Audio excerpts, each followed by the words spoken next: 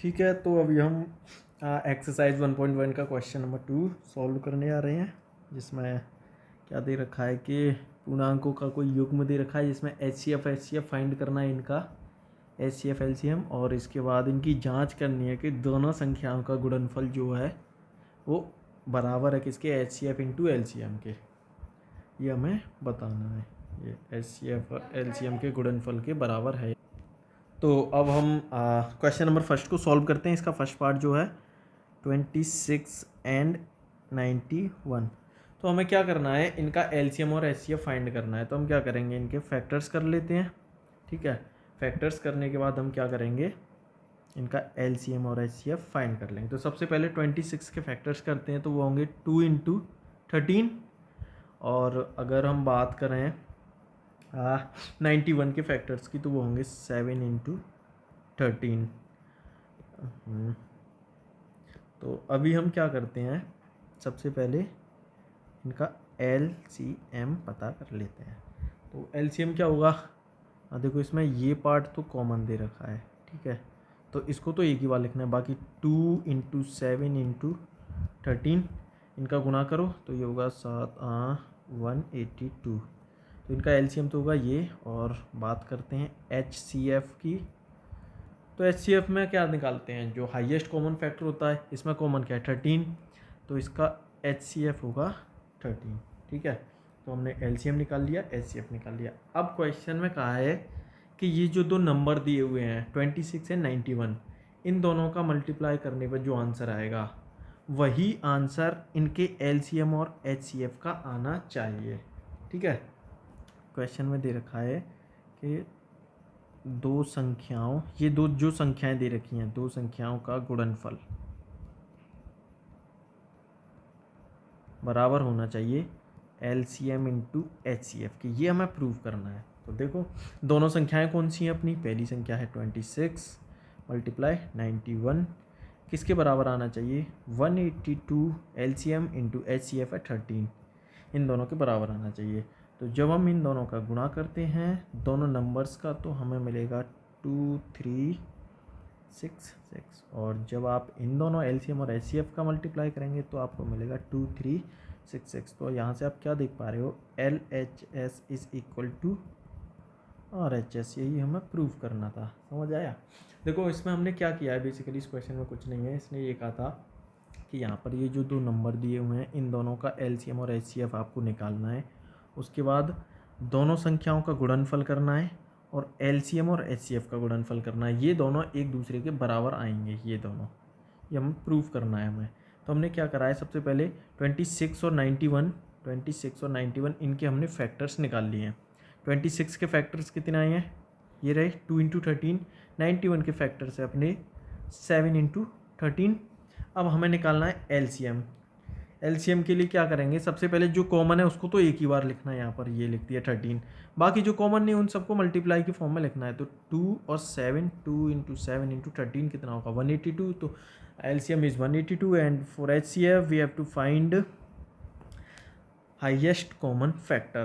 तो इनमें कॉमन क्या है 13 is highest common factor of following numbers, तो इसका एचसीएफ होगा 13। अब जो हमें प्रूफ करना था वो लिख दिया हमने, दो संख्याओं का गुणनफल बराबर होना चाहिए एलसीएम इंटू एचसीएफ। दोनों संख्याएं लिख दी, 26 मल्टीप्लाई 91 बराबर एलसीएम है 182 इंटू एचसीएफ है 13। दोनों का मल्टीप्लाई करने पर ये आंसर और इधर से ये आंसर, दोनों आंसर सेम आता है, एलएचएस और आरएचएस बराबर हैं। यही हमें प्रूव करना था। अब इसका अब हम सेकेंड पार्ट देखें, तो सेकेंड पार्ट में क्या है 510 और 92। ठीक है, तो हम इनको लिख लेते हैं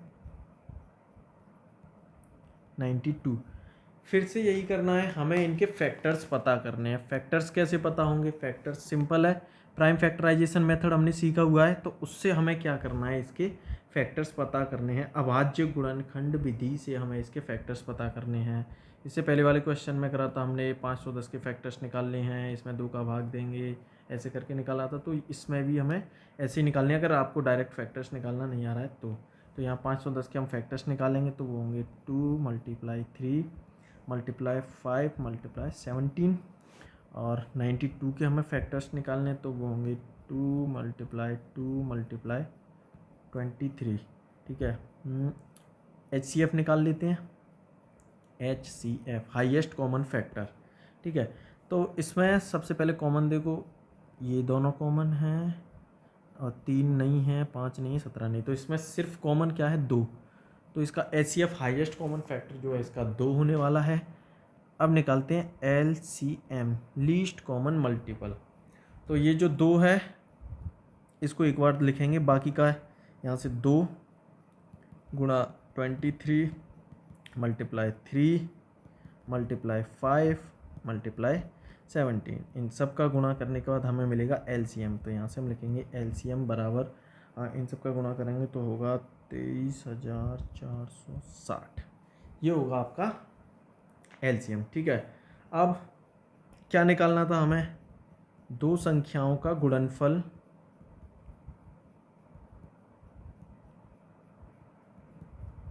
किसके बराबर होना चाहिए, LCM इंटू HCF, ये होना चाहिए। दो संख्याएं कौन कौन सी हैं इसमें, पहली है 510 गुणा दूसरी है 92। LCM कितना है अपना 23,460 गुणा HCF कितना है 2। क्या हो रहा है ये, तो इनका गुणा करने के बाद दोनों तरफ सेम आंसर आना चाहिए, ये हमें वेरीफाई करके बताना है, ठीक है। तो इन दोनों का जब हम गुणा करेंगे तो आंसर हमें मिलेगा 40,920 और इनका भी करने पर मिलेगा 46,920। ये आपको करके देखना है। तो यहाँ से LCM और LHS और RHS बराबर हैं, यही हमें प्रूव करना था।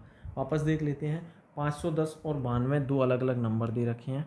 हमें क्या करना है, इन दोनों नंबर का LCM और HCF निकालना है और फिर हमें बताना है कि इन दोनों नंबर का गुणा करने पर जो आंसर आएगा, इन दोनों का गुणा करने पर जो आंसर आया ये, और इनके जो HCF और LCM है, इन दोनों का गुणा करने पर जो आंसर आया वो दोनों बराबर होंगे, ये हमें प्रूव करना। तो हमने कर दिया, ठीक है।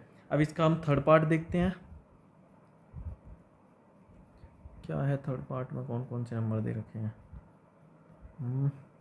336 एंड 54, ओके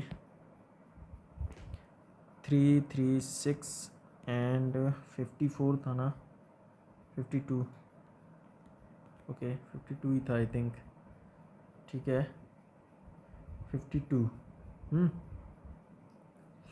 तो अभी इसको हम सॉल्व करते हैं। 54 है, सॉरी यहाँ 54 करना है हमें, वेट 54, ठीक है। तो हमें क्या करना है, इनके फैक्टर्स करने हैं। फैक्टर्स गुणनखंड वही अभाज्य गुणनखंड विधि से करेंगे। इसके होंगे 2 मल्टीप्लाई 2 2 मल्टीप्लाई 2, 1 2 3 4 बार, और होगा 3 गुणा 7, ठीक है। और 54 के फैक्टर्स करने तो ये होंगे 2 मल्टीप्लाई 3 मल्टीप्लाई 3 मल्टीप्लाई 3, 3 3 3 2, ठीक है। ये होंगे इनके फैक्टर्स। HCF फाइंड करते हैं। HCF highest common factor, common ढूंढना पड़ेगा इनमें सबसे पहले HCF ज्ञान फाइंड करने के लिए।